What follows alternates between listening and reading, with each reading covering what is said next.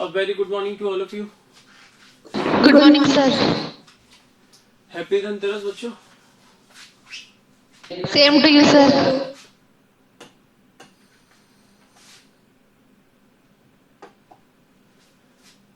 In the last class, we have completed issue of shares chapter, and today we will start a new chapter, that is issue of debentures. The name of the chapter is issue of debentures. सबसे पहले तो बात ये raise होती है, question ये raise होता है कि what is the meaning of debentures. Debentures का मतलब क्या है. जैसे कंपनी शेयर्स इश्यू करती है, तो हमने इश्यू ऑफ शेयर्स चैप्टर में पढ़ा था मीनिंग ऑफ शेयर्स के एक जॉइंट स्टॉक कंपनी की जो कैपिटल होती है वो यूनिट्स ऑफ स्मॉल डिनोमिनेशन में डिवाइडेड होती है, and each such unit is called a share. पढ़ा था ये हमने. Yes. अब अगर कोई joint stock company other than share capital long term basis पे फंड्स रेज करना चाहती है टू मैनेज या टू फाइनेंस इट्स बिजनेस, अपने बिजनेस को फाइनेंस करने के लिए अगर किसी जॉइंट स्टॉक कंपनी को और पैसों की रिक्वायरमेंट है और ये पैसा उसको लॉन्ग टर्म बेसिस पे चाहिए, शॉर्ट टर्म बेसिस पे नहीं चाहिए, तो other than shares a joint stock company can issue debentures. Shares के अलावा जॉइंट स्टॉक कंपनी डिबेंचर्स भी इश्यू कर सकती है. सो डिबेंचर्स क्या है? क्या डिबेंचर भी एक जॉइंट स्टॉक कंपनी की कैपिटल है? Answer is no. The amount raised by the joint stock company by issue of debentures is not capital for the joint stock company, it is a debt for the joint stock company. ये joint stock company के लिए क्या है? Date. Date यानी long term loans. It is just like long term loans. अब यहां पर जो डिबेंचर्स इश्यू किए जाते हैं, डिबेंचर एक रिटर्न डॉक्यूमेंट होता है. It is a return document which is issued by the joint stock company under its seal. joint stock company अपनी सील के अंडर, हमने पढ़ा था ना common seal chapter issue of shares में, features of a joint stock company. Common seal का feature पढ़ा था हमने. Yes, sir. तो जो एक डिवेंचर होता है वो एक रिटर्न डॉक्यूमेंट है, वो एक रिटर्न डॉक्यूमेंट है जो कि जॉइंट स्टॉक कंपनी अपनी सील के अंडर डिवेंचर होल्डर को इश्यू करती है. ठीक है ना. So, Yes, sir. a debenture is a written acknowledgement of a debt. मैंने बताया ना, डिबेंचर्स जो होते हैं, डिबेंचर्स के इश्यू करने से जो फंड्स रेज होते हैं, those funds are not treated as capital of the joint stock company. These are treated as debt of such joint stock company. So a debenture is a written acknowledgement of a debt which is issued by the joint stock company under its seal. यानी seal here means common seal. ठीक है. तो आओ देखो, page number first है, chapter है आपका issue of debentures. In addition to raising of capital by issue of shares, a company requiring funds on long term basis. ध्यान रखना, ये जो funds की requirement है ये long term basis पे है. May borrow money by issue of debentures. A debenture issued by a company is usually in the form of a certificate. Company एक रिटर्न डॉक्यूमेंट जिसको सर्टिफिकेट बोलते हैं, वो उस फॉर्म में डिबेंचर्स इश्यू करती है, given under the seal of the company. Thus a debenture is a written acknowledgement of a debt taken by the company as these are issued under the seal of the company. बोलो, meaning of debentures clear है आपको? Yes. Sir, debenture certificate के अंदर क्या क्या details given होती हैं? देखो, डिबेंचर सर्टिफिकेट में total number of debentures allotted by the company to a particular debenture holder, वो स्पेसिफाइड होता है. मान लो मैंने किसी कंपनी के डिबेंचर्स परचेज किए, तो डिबेंचर सर्टिफिकेट पे मुझे कंपनी ये लिख के देगी कि from debenture number 2001 to debenture number 2200, यानी ये 200 डिबेंचर्स मिस्टर कृष्णकांत शर्मा को कंपनी ने अलॉट किए, ठीक है ना। 2001 से 2200 तक, तो 200 डिबेंचर्स हो गए, 200 डिबेंचर्स हो गए। Sir debentures Yes. भी नंबर्ड होते हैं क्या? हाँ बच्चों, जैसे शेयर्स नंबर्ड होते हैं वैसे डिबेंचर्स भी नंबर्ड होते हैं। शेयर सर्टिफिकेट के ऊपर हमें जो भी शेयर्स अलॉट हुए हैं, कंपनी उनको नंबरिंग करके देती है कि इस नंबर से लेके इस नंबर तक के शेयर्स कंपनी ने इस पर्टिकुलर पर्सन को अलॉट किए। तो ऐसे ही डिबेंचर सर्टिफिकेट के ऊपर भी कंपनी बताएगी कि इस नंबर ऑफ डिबेंचर से इस नंबर ऑफ डिबेंचर तक इतने डिबेंचर हमने इस पर्टिकुलर पर्सन को अलॉट किए। तो total number of debentures allotted by the company to a particular person will be specified on the debenture certificate. Other than this information, the terms and conditions of repayment of the principal amount after a specified period, क्योंकि company debenture issue करती है एक specified time period के लिए, 5 साल के लिए, 8 साल के लिए, ठीक है ना। तो उस स्पेसिफाइड टाइम पीरियड के बाद कंपनी उन डिबेंचर्स का क्या करेगी? रिडम्पशन करेगी। रिडम्पशन मतलब रीपेमेंट, ठीक है ना। रिडम्पशन का मतलब repayment.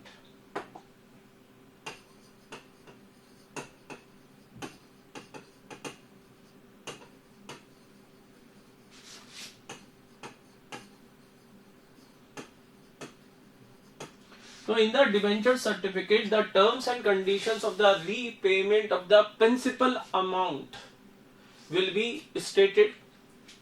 Other than this information, one more information will be given, that the rate of interest given by the company at a fixed rate, such a rate of interest will also be specified in the debenture certificate कि company इन debentures के ऊपर किस fix rate से debenture holder को interest पे करेगी और किस ड्यूरेशन में करेगी, कितने कितने ड्यूरेशन के अंदर करेगी। Normally after every 6 months company debentures के ऊपर इंटरेस्ट का पेमेंट करती है डिबेंचर होल्डर्स को। तो वो fix rate of interest on debentures क्या है, वो भी डिबेंचर सर्टिफिकेट में स्पेसिफाइड होगा। बोलो क्लियर? Yes. सर आपने ये बता दिया कि रीपेमेंट से related terms and conditions, interest on debenture का जो फिक्स रेट है वो भी डिबेंचर सर्टिफिकेट में स्पेसिफाइड होगा, ये भी आपने बता दिया। सर क्या interest on debentures appropriation of profit है? Answer is no. Interest on debenture is not appropriation profit, it is a charge against the profit. It means whether the company earns a profit or incurs a loss, interest on debenture will have to be paid by the company to the debenture holders. Interest on debenture तो company को debenture holders को देना ही पड़ेगा, company उसको रोक नहीं सकती। Clear? चाहे कंपनी को लॉसेस ही क्यों ना हो जाएं, उससे भी कोई फर्क नहीं पड़ता, उससे भी कोई फर्क नहीं पड़ता। इंटरेस्ट ऑन डिबेंचर्स तो देना ही पड़ेगा। क्यों? बिकॉज हमने अर्लियर पढ़ा है मीनिंग ऑफ डिबेंचर्स में कि debentures are the debts of the company.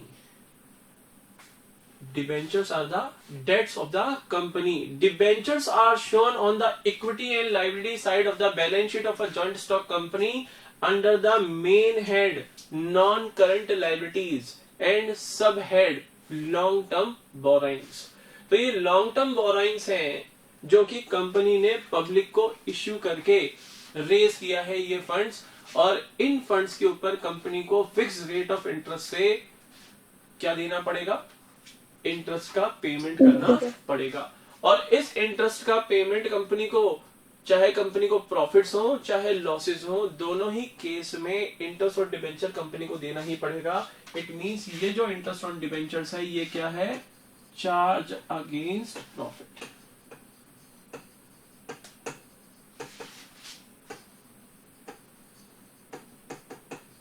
I hope clear होगा यहां तक।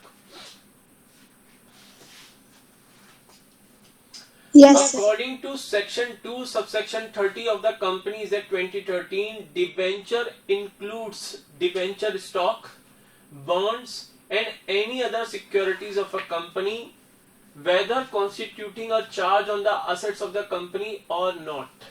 Section 2 subsection 30 of the companies act 2013 कहता है कि डिबेंचर्स में डिबेंचर स्टॉक्स भी शामिल होते हैं, बॉन्ड्स भी शामिल होते हैं और other securities of the company भी डिबेंचर्स के अंदर शामिल होती हैं, भले ही वो कंपनी की असेट्स के अगेंस्ट कोई चार्ज क्रिएट कर रही हैं या चार्ज क्रिएट नहीं कर रही। सर इसका मतलब क्या है, charge against the assets of the company.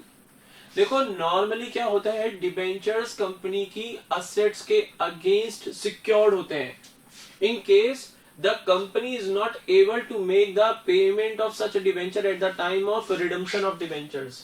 जब डिबेंचर्स का रीपेमेंट किया जाएगा, अगर कंपनी रीपेमेंट करने में कैपेबल नहीं है, कंपनी के पास सफिशिएंट फंड्स नहीं है, तो जो सिक्योर्ड डिबेंचर्स होते हैं उन डिबेंचर्स के होल्डर्स को ये राइट होता है कि वो उन डिबेंचर्स का रीपेमेंट लें।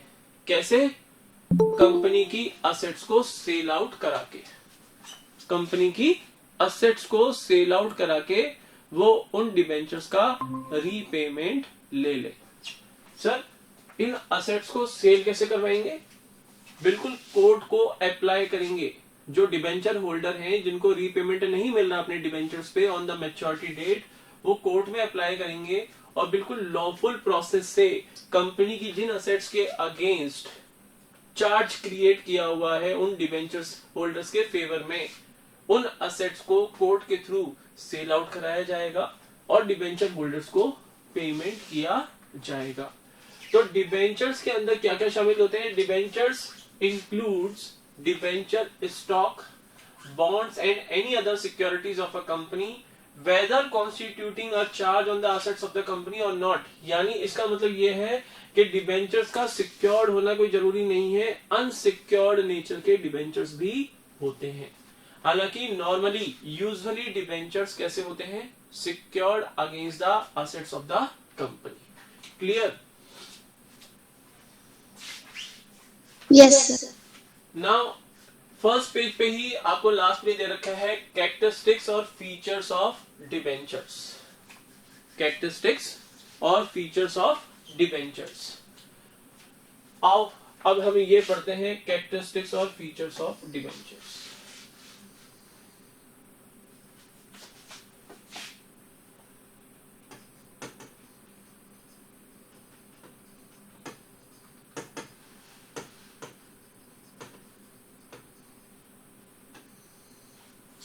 Features of debentures.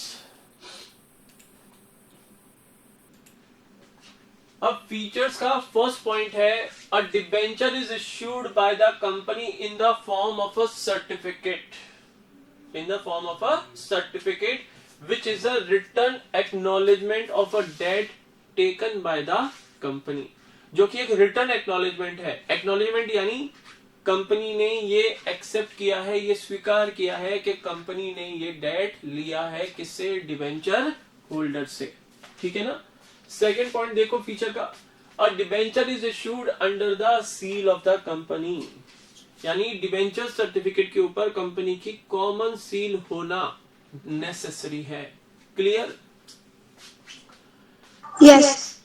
Third point देखो, it contains a contract for the repayment of principal sum at a specified date। यानी अगर हमारा डिबेंचर 1 जनवरी 2000 को इश्यू हुआ है और ये 5 इयर्स के लिए इश्यू हुआ है, इश्यू कब किया?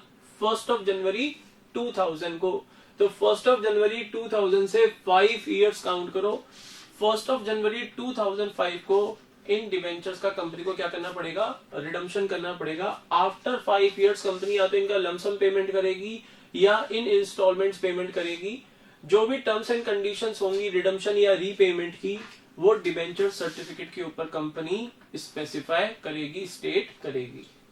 तो it contains a contract for the repayment of principal sum at a specified date. 5 years तक पैसा कंपनी यूज करेगी अपने बिजनेस में, and after 5 years company principal amount का डिबेंचर होल्डर को रीपेमेंट करेगी according to the terms and conditions stated in the debenture certificate. Fourth point देखो, as per companies act 2013 no company is allowed to issue debentures having a maturity period of more than 10 years। कोई भी company 10 साल से ज्यादा time period के debentures issue नहीं कर सकती, परमिशन नहीं है कंपनी को। No company is allowed to issue debentures for a period of more than 10 years from the date of its issue. जिस डेट पे आपने डिबेंचर्स इश्यू किए उस डेट से 10 साल से ज्यादा टाइम पीरियड के, यानी जहां पर 10 years आपके एंड हो रहे हैं वहां पे उनका रिडम्पशन होना नेसेसरी है, कंपलसरी है। बोलो क्लियर? Yes. लेकिन यहां पर एक एक्सेप्शन है। अगर कोई कंपनी इंफ्रास्ट्रक्चर प्रोजेक्ट्स में डील करती है, इंफ्रास्ट्रक्चर प्रोजेक्ट्स में डील करती है, तो ऐसी कंपनीज को कंपनीज एक्ट 2013 के अंदर एग्जेम्पशन मिली हुई है। वो मोर देन 10 years के डिबेंचर्स भी इश्यू कर सकते हैं, but not greater than 30 years। 30 years से ज्यादा के मैच्योरिटी पीरियड के डिबेंचर्स इंफ्रास्ट्रक्चर प्रोजेक्ट्स में डील करने वाली कंपनी भी इश्यू नहीं कर सकती। तो देखो फोर्थ पॉइंट, और इसको इंपॉर्टेंट मार्क कर लेना। As per Companies Act 2013, no company is allowed to issue debentures having a maturity date of more than 10 years from the date of issue। यानी डेट ऑफ इश्यू से जहां 10 years complete हुए वो maturity date होनी चाहिए, उससे ऊपर की मैच्योरिटी डेट यानी मोर देन 10 years से ऊपर की मैच्योरिटी डेट नहीं हो सकती normally. However a company, next page पे आ जाओ, engaged in infrastructure projects can issue debentures for more than 10 years but not exceeding 30 years। not exceeding 30 years, ये टाइम पीरियड ध्यान रखोगे, 10 and 30 years। 30 years किस company के केस में? Infrastructure projects में deal करने वाली कंपनी के केस में। और other than these companies which are dealing in infrastructure projects, other companies can issue debentures of a period of not more than 10 years। बोलो क्लियर है? Yes, sir. हमने issue of shares chapter में पढ़े थे preference shares, और preference shares के kinds of preference shares में एक प्रेफरेंस शेयर था इररिडीमेबल प्रेफरेंस शेयर्स। वहां पे मैंने आपको पढ़ाया था कि as per section 55 of the companies act, no company limited by share can issue a preference share which is irredeemable or is redeemable after 20 years from the date of its issue। तो उस condition को भी याद रखना, उस time period को भी याद कर रखना कि कोई भी कंपनी जो लिमिटेड बाय शेयर्स है वो मोर देन 20 years के रिडीमेबल प्रेफरेंस शेयर्स इश्यू नहीं कर सकती। इररिडीमेबल तो कंपनी इश्यू ही नहीं कर सकती, और अगर रिडीमेबल भी हैं तो वो भी मोर देन 20 years से ज्यादा की लाइफ के नहीं हो सकते। बोलो, लिंक कर पा रहे हो उस पॉइंट से इसको? Yes, sir. Now fifth point, usually the debentures are issued with a specified rate of interest। Normally या usually on debentures interest is given by the company at a fixed rate and such fixed rate is called as coupon rate। जो rate of interest on debenture होता है उसको हम बोलते हैं coupon rate। A debenture holder receives interest on his debentures at this specified rate as mentioned in the certificate, क्योंकि rate of interest on debenture specified होता है debenture certificate के ऊपर। Payment of interest is made normally after every 6 months whether the company makes a profit or not। आगे ना line, whether the company makes a profit or not, it means it is a Charge against. charge against profits।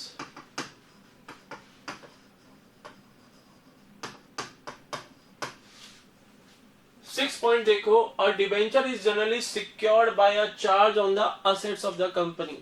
Generally debentures क्या होते हैं, secured होते हैं by creating a charge on the assets of the company. This means that if the company is unable to repay the debentures as per the terms of issue, the debenture holders can move to the court and realize their money by getting the assets of the company sold.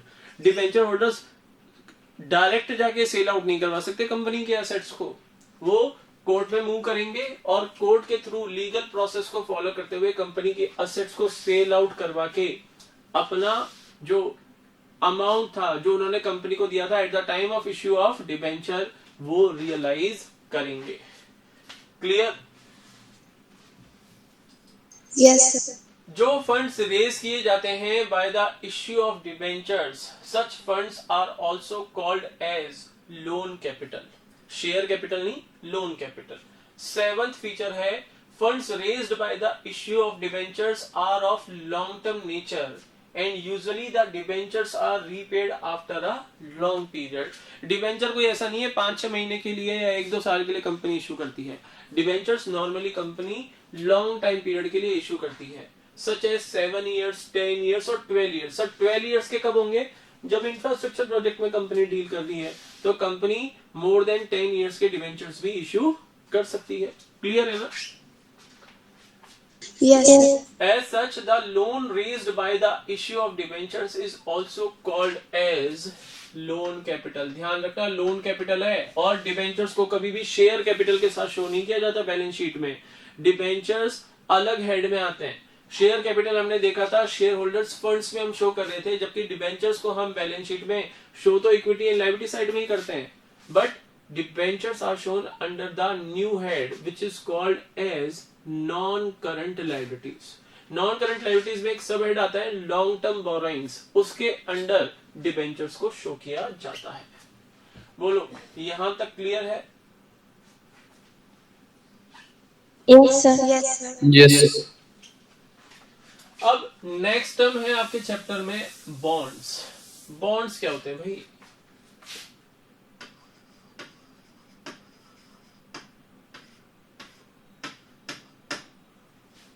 तो bonds होते क्या हैं, what is the meaning of bonds, और क्या debentures और bonds similar हैं या इनमें कुछ डिफरेंस है? Debentures and bonds are similar और whether there are some differences between the debentures and bonds. तो bonds normally similar to the debentures of the company. Normally जो होते हैं बॉन्ड्स वो कंपनी के, जो कंपनी डिबेंचर्स इश्यू करती है उनके सिमिलर ही होते हैं. अब अर्लियर जो बॉन्ड्स थे वो केवल गवर्नमेंट ऑफ इंडिया के द्वारा इशू किए जाते थे. In the past bonds had been issued by the government of India, but nowadays not only the government organisations, even semi government organisations and also the non government organisations are issuing bonds to the public.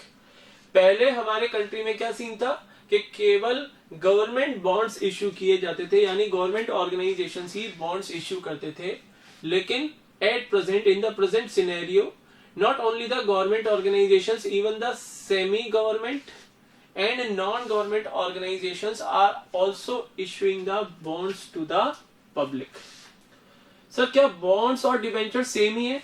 हाँ, near about similar है, हालांकि दोनों के बीच में एक minor सा difference है और वो डिफरेंस है related to the interest on debenture, interest on the same.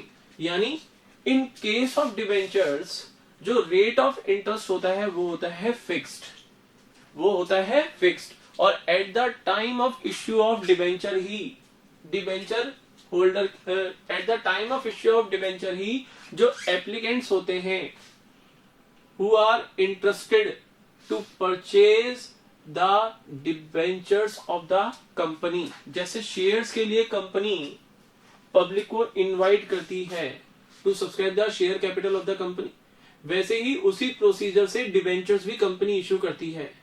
तो पब्लिक में जो इंटरेस्टेड इन्वेस्टर्स हैं, जो कंपनी के डिबेंचर्स परचेज करना चाहते हैं, उनके लिए अप्लाई करना चाहते हैं, उनको पहले से ही इस बात का पता होता है कि ये जो डिबेंचर्स कंपनी इश्यू कर रही है इसके ऊपर कंपनी किस रेट से इंटरेस्ट का पेमेंट करेगी। तो देखो, main distinction between debentures and bonds is with respect to the rate of interest. Debentures के केस में तो रेट ऑफ इंटरेस्ट होता है फिक्स्ड, पहले से पता होता है एप्लीकेंट को कि डिबेंचर्स के ऊपर कंपनी किस रेट से इंटरेस्ट का पेमेंट करेगी।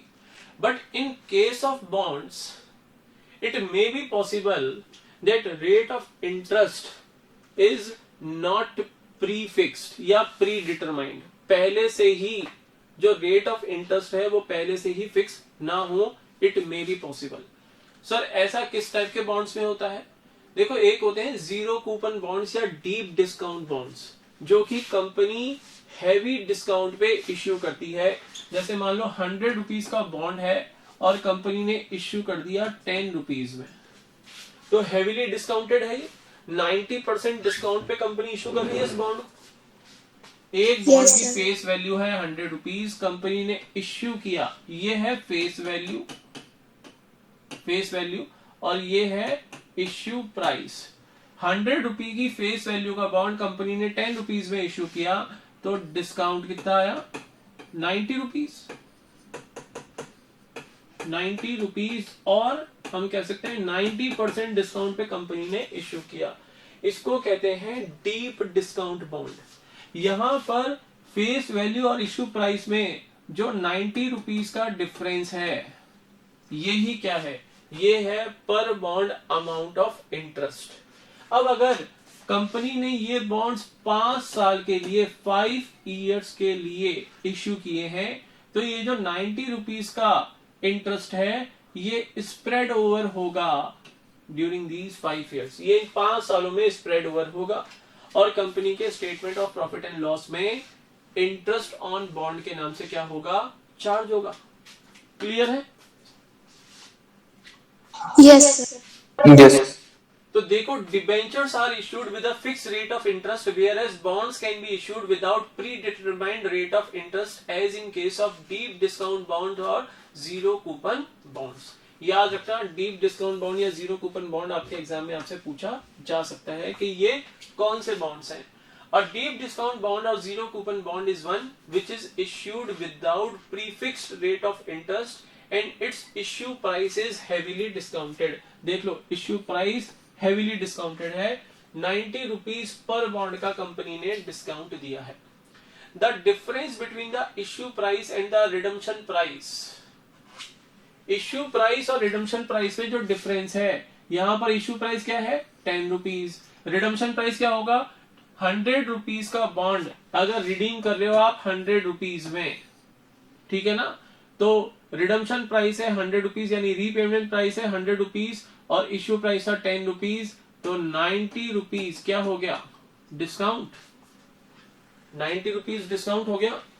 यानी देखो, इसको तो बोलोगे डिस्काउंट। 100 रुपीज की फेस वैल्यू का बॉन्ड आपने 10 रुपीज में इश्यू कर दिया, इस 90 रुपीज को तो क्या बोलोगे? Discount. Eight the time of issues को क्या बोलोगे? डिस्काउंट। लेकिन eight the time of redemption अगर यही बॉन्ड आप 100 रुपीज पे ही रिडीम कर रहे हो, यानी इस बॉन्ड का रीपेमेंट आप 100 रुपीज की फेस वैल्यू पे ही इसको रिडीम कर रहे हो, यानी एट पार ही रिडम्पशन हो रहा है, तो रिडम्पशन प्राइस और इश्यू प्राइस में जो डिफरेंस होता है that is 90 rupees. This 90 rupees is called as interest on the bond. अब क्योंकि ये प्रीफिक्स थोड़ी ना था पहले से, भाई जिस रेट पे रिडीम करेंगे वहीं से तो पता लगेगा कि कितना इंटरेस्ट कंपनी देने वाली है पर bond.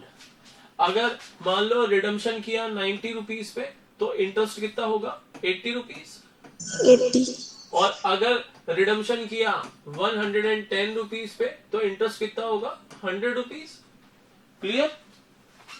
Yes, sir. So the difference between the issue price and the redemption price represent the total interest to be spread over the duration of the bond. Sir, क्या redemption price पहले से fixed होता है? Answer is yes बेटा। Answer is yes। Company redemption at par करेगी या at premium करेगी। Sir discount पे भी कर सकती है क्या? देखो बच्चों, डिबेंचर्स को कंपनी डिस्काउंट पे रिडीम नहीं कर सकती। डिबेंचर्स को डिस्काउंट पे रिडीम नहीं कर सकती। हालांकि एक मेथड है, नेक्स्ट चैप्टर ये हमारा रिडम्पशन ऑफ डिबेंचर्स, जहां पर कंपनी अगर ओपन मार्केट में कंपनी के डिबेंचर्स डिस्काउंट पे अवेलेबल हैं, ओपन मार्केट यानी शेयर मार्केट जहां पे हम शेयर्स और डिबेंचर्स दोनों ही परचेज कर सकते हैं, तो कंपनी को अगर अपने खुद के डिबेंचर्स लेस देन 100 रुपीज पे अवेलेबल है यानी डिस्काउंटेड प्राइस पे अवेलेबल है, तो कंपनी ओपन मार्केट से परचेज करके डिबेंचर्स को डिस्काउंट पे रिडीम कर सकती है। Other than purchasing from the open market there is no method to redeem the debentures at a discount. बोलो क्लियर है? ये नेक्स्ट चैप्टर की बातें हैं, अभी तो इश्यू ऑफ डिबेंचर्स के ऊपर आप ध्यान दो। तो यहां पे हम पढ़ रहे थे the difference between issue price and the redemption price represents a total interest to be spread over the duration of the bond. अगर मान लो रिडीम कर रहे हो आप 110 रुपीज पे, तो 100 रुपीज इंटरेस्ट हो गया। जो इस बॉन्ड का ड्यूरेशन है, अगर 5 ईयर्स के लिए ये बॉन्ड आपने इश्यू किए हैं, तो ये 100 rupees over the duration of the bond क्या होगा, स्प्रेड ओवर होगा, यानी ये 5 सालों में ये इंटरेस्ट क्या होगा, बटेगा 5 सालों के अंदर। क्योंकि आपको हर साल के प्रॉफिट या लॉस भी तो कैलकुलेट करना है कंपनी के। तो ये जो 100 rupees per bond interest income होगी, कंपनी के लिए तो एक्सपेंस और बॉन्ड होल्डर के लिए इनकम, तो कंपनी अपने एक्सपेंस भी तो बुक करेगी 5 ईयर्स में, डिफरेंट फाइनेंशियल ईयर्स के अंदर। तो इन 100 रुपीज को हम डिफरेंट पार्ट्स में डिवाइड करेंगे और हर पार्ट एक पर्टिकुलर फाइनेंशियल ईयर का इंटरेस्ट ऑन बॉन्ड के नाम से क्या बनेगा, चार्ज अगेंस्ट प्रॉफिट। बोलो क्लियर है?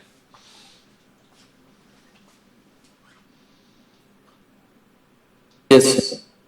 A proportionate amount Yes, of sir. total interest is charged to the statement of profit and loss every year over the lifetime of bond। यानी जो bond की लाइफ टाइम है, जिस duration के लिए bond issue किए गए थे, उस ड्यूरेशन में हर साल के statement of profit and loss account के अंदर एक प्रोपोर्शनेट अमाउंट ऑफ इंटरेस्ट क्या होगा, चार्ज होगा। सर ये क्या है statement of profit and loss? बेटा जॉइंट स्टॉक कंपनी में प्रॉफिट एंड लॉस अकाउंट को बोला जाता है statement of profit and loss. यहां पर आप प्रॉफिट एंड लॉस अकाउंट नहीं बोल सकते। हमारा चैप्टर है final accounts of joint stock company, वहां पर हम इसके बारे में पढ़ेंगे डिटेल के अंदर। तो आई होप बॉन्ड के बारे में जितनी भी क्वेरीज थी वो आपकी सॉल्व हो गई होंगी, या आपको कुछ और पूछना है बॉन्ड के बारे में?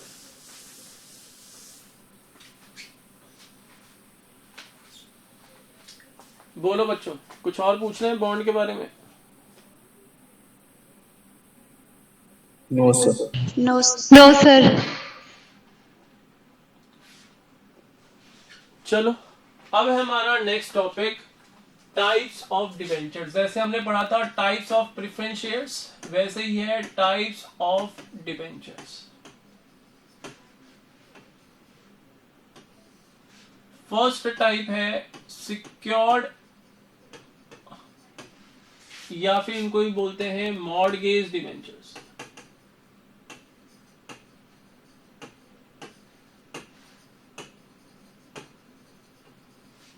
Secured or mortgage debentures. These debentures are those which are secured, जो कि secured होते हैं, जैसे नाम ही बता रहा है secured, यानी इसके ऊपर जो डिबेंचर होल्डर ने कंपनी को अमाउंट पे किया, that amount is secured against the assets of the company. तो these debentures are those which are secured either on a particular asset of the company, या तो कंपनी की किसी पर्टिकुलर असेट के against, either on particular assets of the company. जैसे मान लो हमने 10,000 debentures issue किए ऑफ ₹100 ईच, कितने के हो गए, 10 लाख रुपीस के, और कंपनी की बिल्डिंग के अगेंस्ट, कंपनी की बिल्डिंग के अगेंस्ट जो कि 15 लाख रुपीस की कंपनी ने अपने बुक्स में दिखा रखी है, उसके अगेंस्ट उनको क्या कर दिया, सिक्योर कर दिया। तो these debentures are those which are secured either on particular asset of the company, particular asset here building, which is called as fixed charge। अगर किसी पर्टिकुलर असेट के अगेंस्ट से सिक्योर्ड है तो उसको क्या बोलेंगे, फिक्स्ड चार्ज। और on all the assets of the company, या फिर कंपनी की सभी असेट्स के अगेंस्ट वो सिक्योर्ड होते हैं, उसको बोलते हैं फ्लोटिंग चार्ज। उसको क्या बोलेंगे? Floating charge. अगर कंपनी की ऑल असेट्स के अगेंस्ट ये सिक्योर्ड हैं तो ऐसे चार्ज को क्या बोलेंगे? फ्लोटिंग चार्ज, जो फ्लोट करता रहता है, एक असेट से दूसरे असेट पे मूव ऑन कर जाएगा। सर फिक्स चार्ज के केस में क्या होगा? फिक्स चार्ज के केस में क्या होगा? Fix charge denies the company from dealing with mortgage assets. अगर फिक्स चार्ज है तो कंपनी जो मॉर्गेज असेट्स है, यानी जिस असेट के अगेंस्ट डिबेंचर्स क्या है? सिक्योर है, उन असेट्स में कंपनी डील नहीं कर सकती, यानी उन असेट्स को कंपनी सेल आउट नहीं कर सकती। जैसे ये 10 लाख रुपीस के डिबेंचर्स थे, ये इस बिल्डिंग के अगेंस्ट सिक्योर थे, तो क्या कंपनी इस बिल्डिंग को, अगर कोई अच्छा बायर मिल जाए कंपनी को, वो इस बिल्डिंग के 20 लाख या 25 लाख देने के लिए तैयार है, क्या कंपनी सेल आउट कर सकती है? आंसर इज नो, क्योंकि इस असेट के अगेंस्ट कंपनी के डिबेंचर्स क्या हैं? सिक्योर्ड हैं। तो जो असेट मॉर्गेज रखी हुई है आपने for giving security to the debenture holders, उस असेट को कंपनी सेल आउट नहीं कर सकती, यानी उस असेट में कंपनी डील नहीं कर सकती। बोलो क्लियर है? Yes, sir. Yes.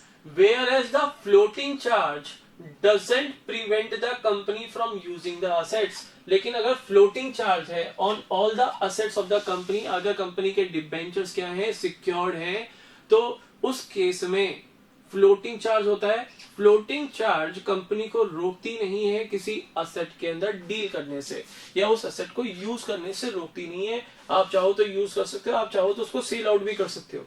अगर मान लो कि हमारे पास स्टॉक अवेलेबल था 5 लाख रुपीस का, डेटर्स थे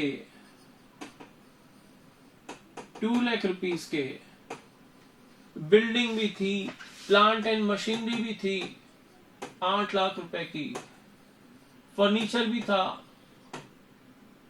5 लाख रुपए का। तो अगर ये जो डिबेंचर्स हैं 10 लाख रुपीस के, ये अगर on all the assets of the company secured हैं, if these debentures are secured on all the assets of the company in general, तो फ्लोटिंग चार्ज होगा। फ्लोटिंग चार्ज के केस में कंपनी को रोका नहीं जा सकता to deal in the particular asset. किसी पर्टिकुलर असेट में डील करने से फ्लोटिंग चार्ज कंपनी को रोकेगा नहीं। अगर on all the assets of the company ये डिबेंचर सिक्योर्ड है और कंपनी को इस बिल्डिंग का एक अच्छा बायर मिल रहा है और कंपनी सेल आउट करना चाहती है, तो कंपनी सेल कर दे। जो फ्लोटिंग चार्ज है बिल्डिंग से फ्लोट करके चला जाएगा प्लांट एंड मशीनरी और फर्नीचर के ऊपर। बोलो क्लियर है? Yes, sir. ठीक है, तो फिक्स चार्ज और फ्लोटिंग चार्ज आई होप आपको समझ में आ गया होगा। If the company is unable to repay the debentures on the due dates, कौन सा डिबेंचर्स के केस में? सिक्योर्ड या मॉर्गेज डिबेंचर्स के केस में अगर कंपनी अनेबल होती है या इनकेपेबल होती है to make the repayment of debentures on the due date, the debenture holders can realise the money from the assets mortgaged with them. तो जो डिबेंचर होल्डर्स है, जो असेट्स कंपनी ने उनके पास मॉर्गेज रखी हुई है, गिरवी रखी हुई है, उन असेट्स को सेल आउट करके अपना अमाउंट रियलाइज कर सकते हैं। लेकिन ध्यान रखना, डायरेक्टली नहीं, through the process of the court के प्रोसेस के थ्रू। अब जो मॉर्गेज डिबेंचर्स होते हैं वो भी कई टाइप के होते हैं, जैसे first mortgage debentures, second mortgage debentures, third mortgage debentures, like that. तो first mortgage debentures are those that have a first claim on the assets charged. मान लो 10 लाख के डिबेंचर्स कंपनी ने इशू किया, इसमें से 4 लाख के जो डिबेंचर्स थे वो थे फर्स्ट मॉर्गेज, नेक्स्ट 3 लाख के सेकंड मॉर्गेज और नेक्स्ट 3 लाख के थर्ड मॉर्गेज डिबेंचर्स। तो अगर केवल कंपनी की किसी पर्टिकुलर अगेंस्ट असेट के अगेंस्ट ये सिक्योर थे, तो बिल्डिंग पे फर्स्ट क्लेम किसका होगा? फर्स्ट मॉर्गेज डिबेंचर होल्डर्स का। सेकंड क्लेम किसका होगा? सेकंड मॉर्गेज डिबेंचर होल्डर्स का। और फाइनल क्लेम, थर्ड क्लेम किसका होगा? थर्ड मॉर्गेज डिबेंचर होल्डर्स का। आई होप समझ में आ गया। Yes. अब बात यह है, फाइनल लाइन आप देखोगे सिक्योर्ड और मॉर्गेज डिबेंचर्स के केस में कि इंडिया में डिबेंचर्स का सिक्योर्ड होना नेसेसरी है, यानी in India no company can issue unsecured debentures. कोई कंपनी अनसिक्योर्ड डिबेंचर्स इश्यू नहीं कर सकती, कंपनी को सिक्योर्ड डिबेंचर्स इश्यू करने जरूरी है, नेसेसरी है। बोलो क्लियर है यहां तक? Yes, sir. सेकंड हमारा काइंड है या टाइप ऑफ डिबेंचर्स है अनसिक्योर्ड और नेकेड डिबेंचर्स।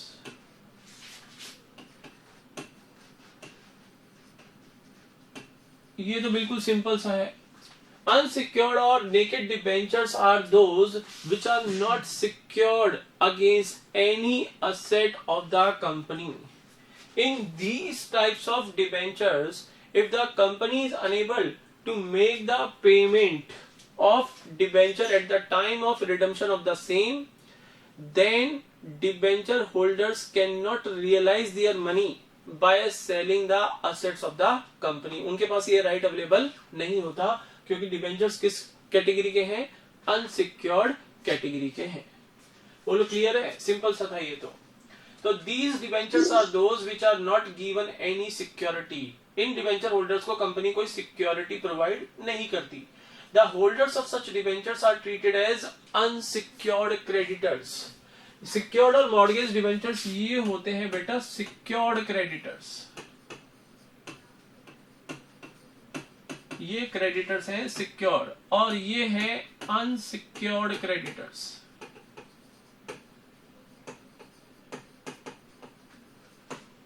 Unsecured creditors. तो the holders of such debentures are treated as unsecured creditors at the time of liquidation of the company. Liquidation means winding up of the company. हम पहले issue of share chapter में पढ़ चुके हैं इस बारे में।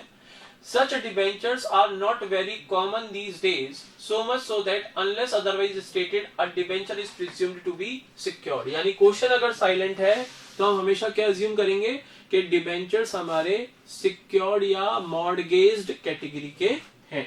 बोलो clear? Yes. Third category is registered debentures.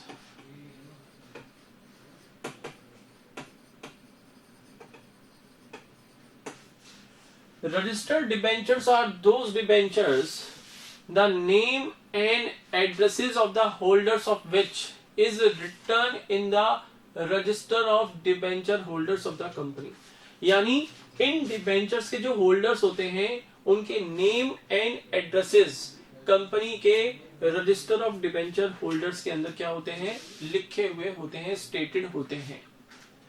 जिस होल्डर का नाम रजिस्टर ऑफ डिबेंचर होल्डर्स में लिखा होगा, इंटरेस्ट का पेमेंट उसी पर्सन को किया जाएगा।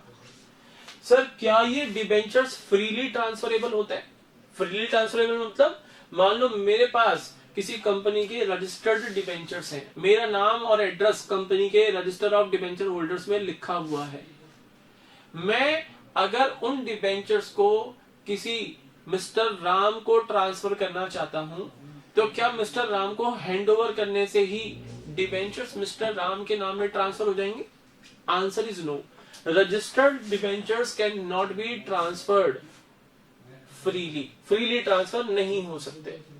इसके लिए कंपनी को एक प्रॉपर जो ट्रांसफरर है उसको कंपनी को एक प्रॉपर ट्रांसफर डीड फाइल करनी पड़ेगी कंपनी में, और वो ट्रांसफर डीड कंपनी में जब जाएगी तो जैसे मान लो मैंने अपना एग्जांपल लिया था तो रजिस्टर ऑफ डिबेंचर होल्डर्स में से कृष्णकांत शर्मा का नाम कंपनी क्या करेगी? स्ट्राइक ऑफ करेगी, हटा देगी, रिमूव कर देगी, और जो नया होल्डर है मिस्टर राम उसका नाम लिखा जाएगा रजिस्टर ऑफ डिबेंचर होल्डर्स के अंदर। मिस्टर राम का नाम जब तक रजिस्टर ऑफ डिबेंचर होल्डर्स में नहीं लिखा जाएगा तब तक मिस्टर राम को उन डिबेंचर्स के ऊपर इंटरेस्ट रिसीव नहीं होगा, because the candidate who is authorised to receive the amount of interest on debenture is one whose name is written in the register of debenture holders of the company.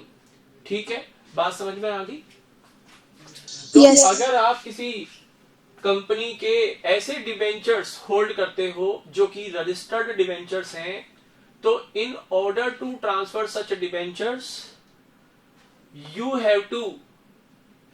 have to execute a proper transfer deed in the name of other person. जिस person के नाम में आप वो debentures transfer करना चाहते हो, आप और वो मिलके एक प्रॉपर ट्रांसफर डीड एग्जीक्यूट करेंगे और वो ट्रांसफर डीड की एक कॉपी कंपनी भी भेजी जाएगी। ट्रांसफर डीड प्रॉपरली एग्जीक्यूट हुई है, इस चीज को चेक करने के बाद अगर कंपनी के जो ऑफिसर्स हैं वो सेटिस्फाइड हो जाते हैं, तो वो आपका नाम रजिस्टर ऑफ डिबेंचर होल्डर्स में से स्ट्राइक ऑफ करके नए होल्डर का नाम लिखेंगे।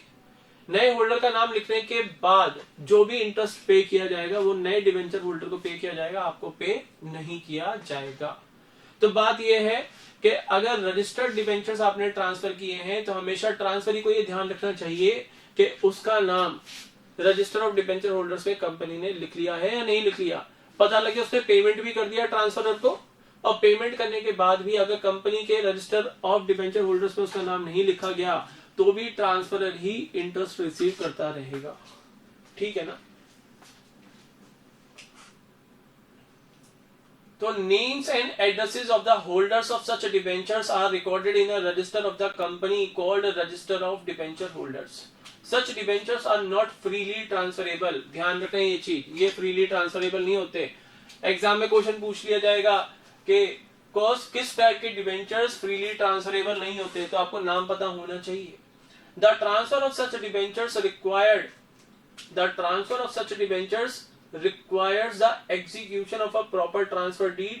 Principal amount and interest on such a debenture is paid to the person whose name appears in the company's register. जिसका नाम कंपनी के रजिस्टर में लिखा होगा उसी को at the time of redemption principal amount और उसी पर्सन को इंटरेस्ट ऑन डिबेंचर का अमाउंट रिसीव होगा। ठीक है। On the next page next category दे रखी है बियरर डिबेंचर्स।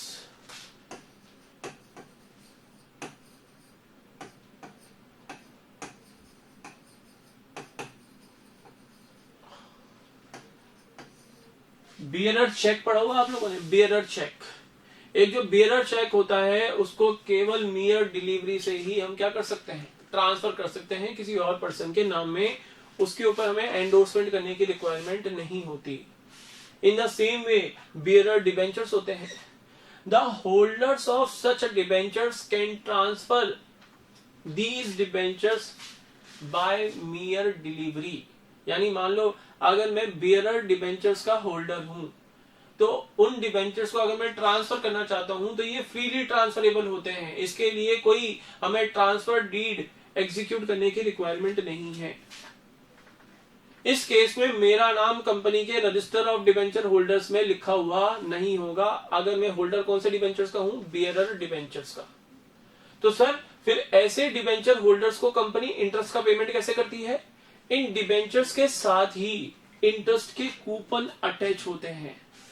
तो जो इन डिबेंचर्स को होल्ड कर रहा है वो उस पर्टिकुलर डेट पे जाके कंपनी के ऑफिस में कूपन शो करेगा या कंपनी के जहां पर कंपनी का बैंक अकाउंट ओपन है वहां पर जाके इन कूपन्स को शो करेगा और कंपनी इंटरेस्ट का पेमेंट उस होल्डर को कर देगी।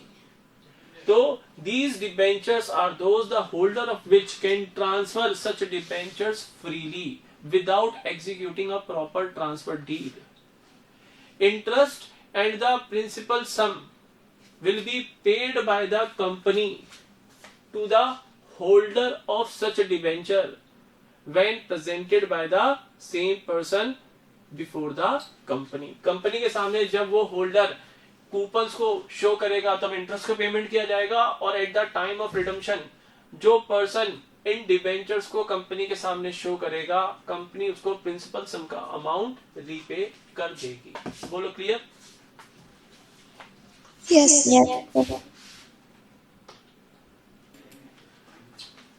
नेक्स्ट कैटेगरी है रिडीमेबल डिबेंचर्स।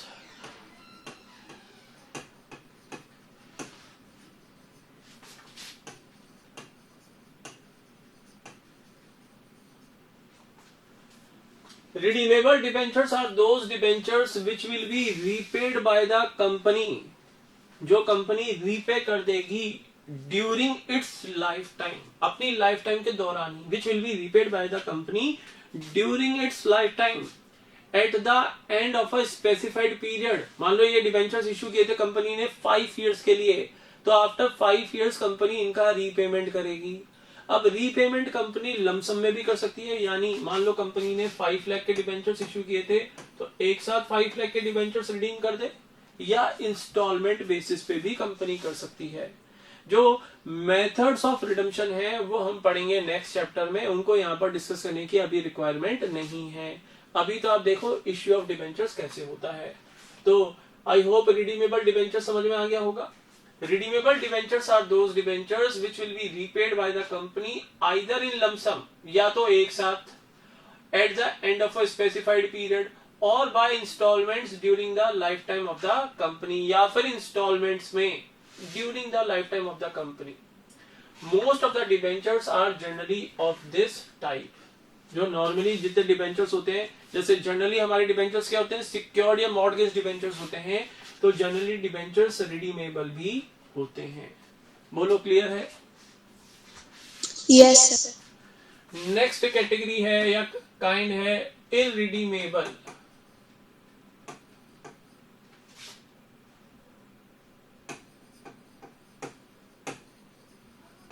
इररिडीमेबल या इनको बोलते हैं परपीचुअल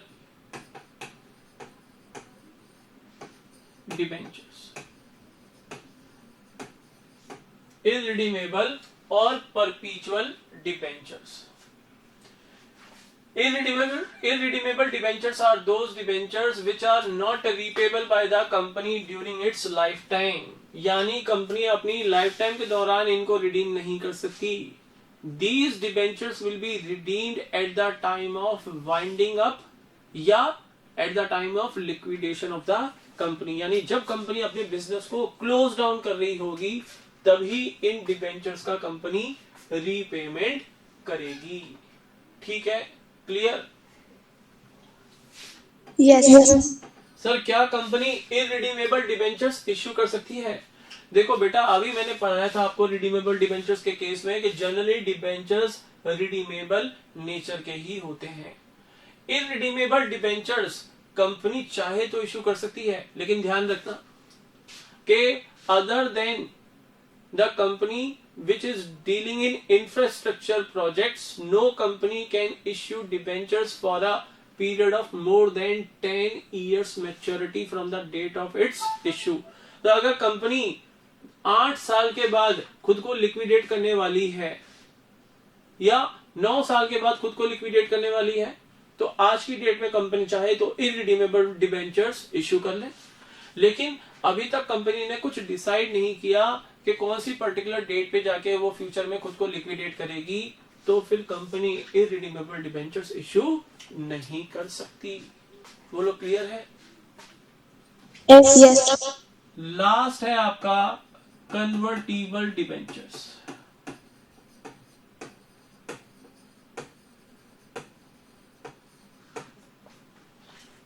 Convertible debentures are those debentures which are convertible into equity shares, which are convertible into equity shares or other securities of the company. या तो ये डिबेंचर्स जो कन्वर्टिबल नेचर के हैं इनको कंपनी के इक्विटी शेयर्स में कन्वर्ट किया जा सकता है या other securities of the company में कन्वर्ट किया जा सकता है at a stated rate of exchange, either at the option of debenture holders or at the option of the company after a specified period. Stated rate क्या होगा? मान लो हमारा debenture है 100 रुपीज का, इसको 20 equity shares of the company में convert किया जा सकता है, यानी रेट क्या हो गया? 10:2। बोलो क्लियर है? 10:2 बोलो या 5:1 बोलो, 5:1 बोलो, ठीक है ना? यानी ऐसे 5 डिबेंचर एक इक्विटी शेयर में कन्वर्ट होंगे कंपनी के। बोलो क्लियर है? Yes, sir. ये हो गया स्टेटेड रेट। 100 रुपीज का एक डिबेंचर, 100 रुपीज का एक डिबेंचर कंपनी के कितने इक्विटी शेयर्स पे कन्वर्ट होगा? अब एक डिबेंचर तो कन्वर्ट नहीं हो सकता, कम से कम 100 रुपीज के 5 डिबेंचर्स हों तो वो कंपनी के एक इक्विटी शेयर्स के अंदर, एक इक्विटी शेयर के अंदर होगा कन्वर्ट। आई होप क्लियर होगा, स्टेटेड रेट समझ गए होंगे। Yes, sir. Yes, sir. अच्छा, ये जो ऑप्शन दिया जाता है कन्वर्टिबल डिबेंचर्स के केस में, ये या तो डिबेंचर होल्डर के ऑप्शन पे कन्वर्ट होते हैं या फिर कंपनी के ऑप्शन पे eight the end of a specified period convert होते हैं। When only a part of the amount of debenture is convertible into shares, such debenture are called partly convertible debentures. अगर मान लो 100 रुपीज का एक debenture है, 60% तो वो कन्वर्टिबल है, 40% नॉन कन्वर्टिबल है, तो उसको बोलेंगे पार्टली कन्वर्टिबल डिबेंचर्स। और 100 रुपीज का डिबेंचर है और पूरा 100% ही वो कन्वर्टिबल है into shares of the company, इसको बोलेंगे फुल्ली कन्वर्टिबल डिबेंचर। बोलो क्लियर? Yes, sir. अब ऑप्शन डिबेंचर होल्डर को दिया जाएगा या कंपनी को दिया जाएगा to convert the debenture into equity shares और other securities of the company. इसके रिगार्डिंग सेबी ने कुछ गाइडलाइंस इश्यू कर रखी है। तो देखो, SEBI guidelines requires that where the conversion is to be made at or after 18 months from the date of allotment but before 36 months। SEBI की गाइडलाइन कहती है कि जहां पर डिबेंचर का कन्वर्जन किया जाना है एट और after 18 months from the date of allotment, जिस डेट पे डिबेंचर का अलॉटमेंट किया उस डेट से जहां पर 18 मंथ्स कंप्लीट हो गए या 18 मंथ्स के बाद, लेकिन before 36 months, then the conversion will be made at the option of debenture holder. Any conversion in part or whole shall be optional on the part of debenture holders। यानी यहां पर conversion किया जाएगा debenture holder के option के ऊपर। Convertible debentures are very popular these days as they provide liquidity, safety, capital appreciation and assured return to the investors। Sir अगर after 36 months conversion किया जाना है फिर डिबेंचर होल्डर से नहीं पूछा जाएगा, फिर कंपनी अपने ऑप्शन के ऊपर क्या करेगी? कन्वर्ट करेगी इनटू द इक्विटी शेयर्स और other securities of the company. बोलो काइंड्स ऑफ डिबेंचर्स में कोई डाउट? No, sir.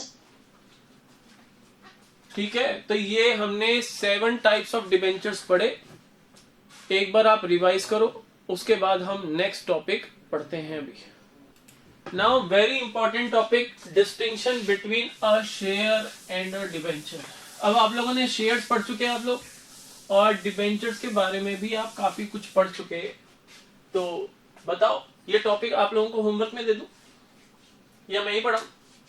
चलो कर लो, आओ डिस्कस करो। Distinction between share and debentures. Point number first, देखो शेयर्स जो होते हैं वो कंपनी की शेयर कैपिटल का पार्ट होते हैं। A share is a part of the capital of the company, therefore the share holders are the owners of the company. जो होल्डर ऑफ शेयर्स होते हैं they are treated as owners of the company. कौन से shares की बात कर रहे हैं हम? इक्विटी शेयर होल्डर्स की बात कर रहे हैं। Preference share holders are not the owners of the company.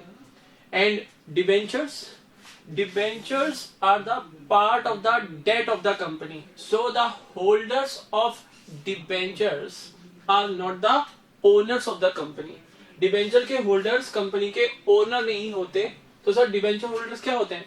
Debenture holders are the creditors of the company, long term creditors, not short term. Debenture holders are the long term creditors of the company. बोलो, first point समझ में आ गया? Yes, sir. तो share holders are the owners of the company and debenture holders are दी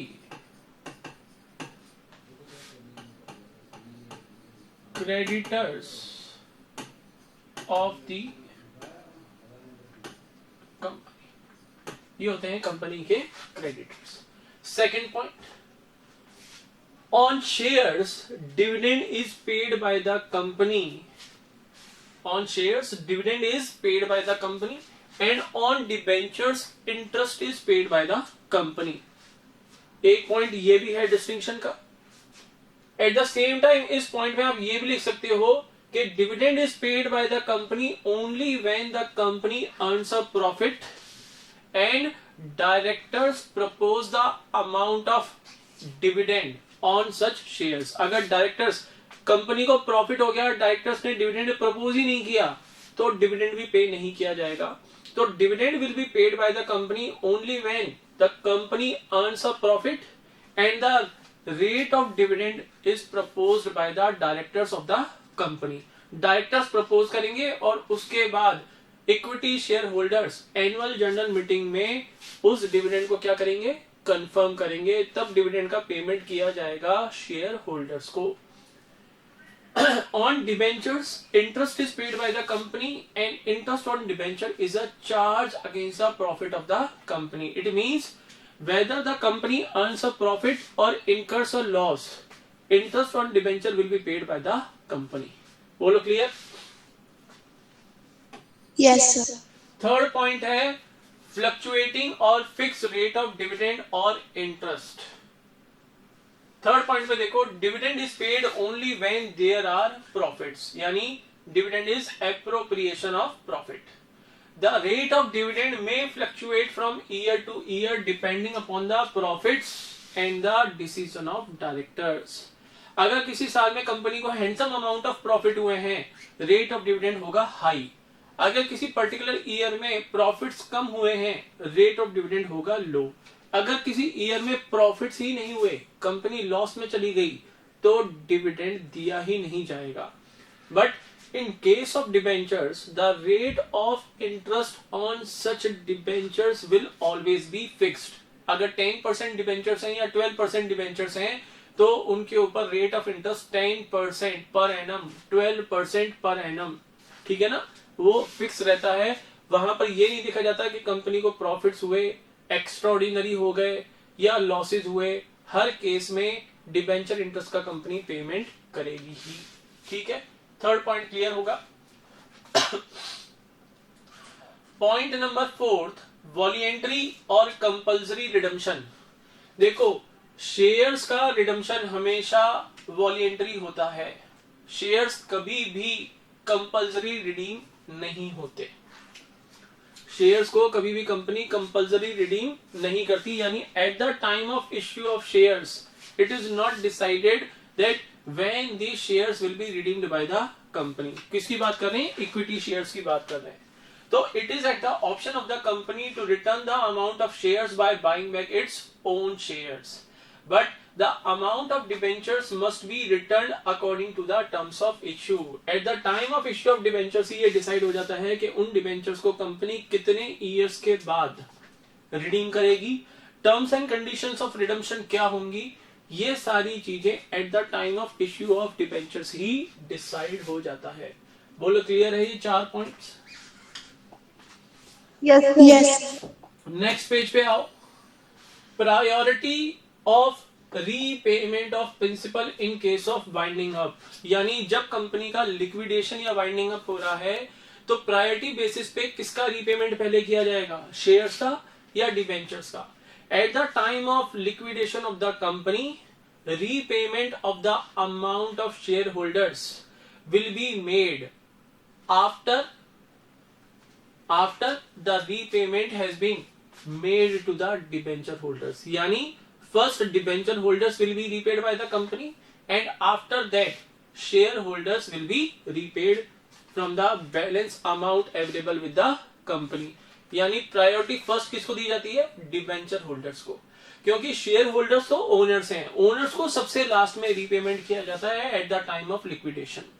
और क्योंकि debenture holders creditors हैं, liability है कंपनी की, तो लायबिलिटीज का पेमेंट पहले किया जाएगा। बोलो क्लियर है? Yes. सिक्योर्ड और अनसिक्योर्ड। बेटा शेयर्स तो ऑलवेज अनसिक्योर्ड होते हैं, इसलिए शेयर्स के केस में रिस्क फैक्टर ज्यादा होता है, और डिबेंचर होल्डर्स जनरली सिक्योर्ड होते हैं, इसलिए वहां पर रिस्क फैक्टर भी मिनिमम होता है। ठीक है, नेक्स्ट पॉइंट है restriction on issue at discount. Shares can never be issued at a discount except, बोलो except sweat Sweat equity equity. Shares. Very good, very good. Sweat equity shares के अलावा और किसी भी कैटेगरी के शेयर्स को company discount पे issue नहीं कर सकती। कौन सा सेक्शन कहते हैं बच्चों ये? In which section it has been written? Section number 53 of the Companies Act 2013. But there is no restriction on the issue of debentures at a discount.